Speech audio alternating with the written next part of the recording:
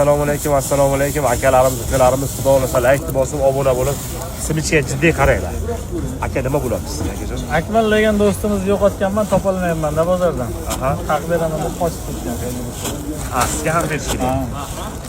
Nima beraman deb? Mashina berdim-da unga. Mashinadan qochib ketdi. Sizga nima beraman deb va'da qildi?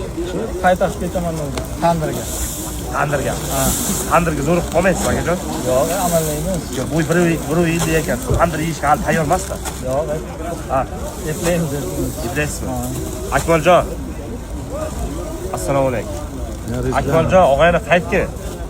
Mana shu aka bir poytaxtga bir tir tandir yeydimi, yo'qmi, umrini yibsan sen. Ha?